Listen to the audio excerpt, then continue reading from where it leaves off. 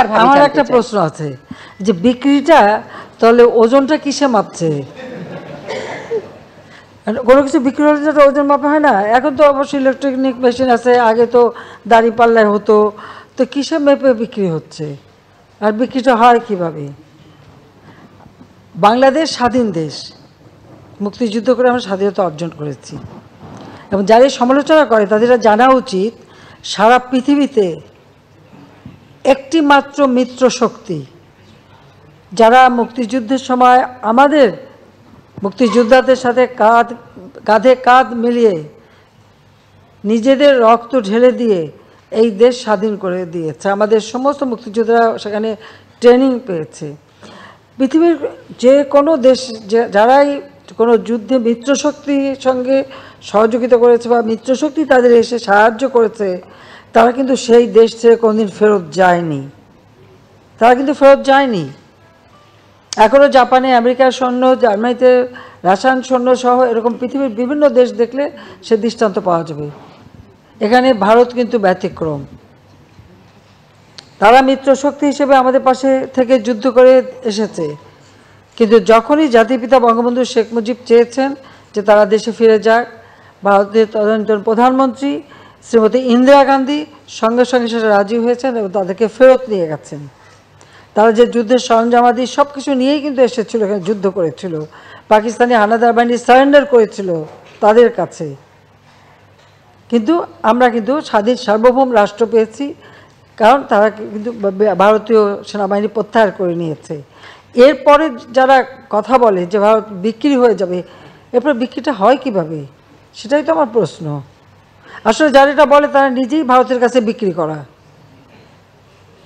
কারণ আমরা তো দেখেছি যখন মিলিটারি ডিক্টেটর এসেছে, জিয়া, এরশাদ, খালেদা জিয়া উপর দিয়ে ভারত বিরোধী কথা বলেছে আর ভারতে যেয়ে তাদের পা ধরে বসে থেকেছে। এগুলো আমার নিজের দেখা জানা। কাজে এই ধরনের কথা বলার কোনো অর্থ হয় না। আমাদের স্বাধীন সার্বভৌম দেশ, যত ছোট হোক, এটা আমাদের সার্বভৌম দেশ। আর সেই সার্বভৌমত্ব রক্ষা এবং সক্রিয়তা বজায় রেখেই আমরা বন্ধুত্বপূর্ণ সম্পর্ক রেখেই কাজ করছি। আজকে এই যে আমরা সমস্ত যোগাযোগ ব্যবস্থা খুলে দিলাম, তাদের সবথেকে বেশি লাভবান তো আমাদের দেশের মানুষ। তাদের যোগাযোগ করতে হয়, যেতে হয়, চিকিৎসার জন্য যায়, পড়াশোনার জন্য যায়, বা অন্যান্য কাজে যায়, হাটবাজার করতে যায়, আজমির শরীফে যায়, আবার বিভিন্ন জায়গায় যায়। তো আমাদের ব্যবসা বাণিজ্যের ক্ষেত্রটা তো আরও উন্মুক্ত হবে। যেখানে বিক্রি আমরা করি না, যারা কথা বলে তারা বেচার জন্য অথবা ওই ইউজ মি, মানে ব্যবহার করুন আমাকে, এই নিয়ে বসেই থাকে। এটা হলো বাস্তবতা। শেখ হাসিনা এই দেশকে বিক্রি করে না, কারণ আমরা এই দেশ স্বাধীন করেছি, এটা তাদের মনে রাখা উচিত। আর যে কষ্টটা আমরা ভোগ করছি সেটা আমরা জানি না। যারা বিক্রির কথা বলে ৭১ সালে তারা পাকিস্তানি দালালি করছে, আর কি করেছে?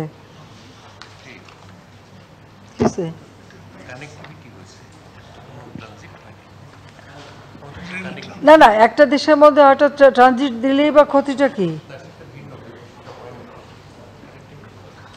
আর রেল যেগুলি বন্ধ ছিল আমরা সেগুলি আস্তে আস্তে খুলে দিচ্ছি, তাতে আমাদের ব্যবসা বাণিজ্যে সহজ হচ্ছে, আমাদের ওই অঞ্চলের মানুষগুলি উপকৃত হচ্ছে, তাদের উৎপাদিত পণ্য বাজারজাত করার সুযোগ হচ্ছে, বা যে সমস্ত জিনিস আমাদের দেশে আনা সেগুলি আনার সুযোগ হচ্ছে। অর্থনীতিতে এটা বিরাট অবদান রেখে যাচ্ছে। আমরা বাংলাদেশে কি চারিদিকে দরজা বন্ধ করে বসে থাকবো? সেটা হয় না, কোনো দেশ পৃথিবীতে থাকে না। আজকে ইউরোপের দিকে তাকান, সেখানে কোনো বর্ডারই নাই, কিছুই নাই। তাহলে কি একটা দেশ আরেকটা দেশের কাছে বিক্রি করে দিয়েছে? একসময় রোম্যান্স ল্যান্ড ছিল। আমরা যখন ইউরোপ সফর করছি দেখেছি সবাই এক জায়গায় গাড়ি থেকে নামতে হয়েছে, পায়ে হেঁটে যেয়ে আবার মানে কাস্টম চেকিং করে আবার পায়ে হেঁটে উঠতে হয়েছে। এখন কিন্তু সেসব কিচ্ছু নাই, হ্যাঁ সব ঠিক আছে।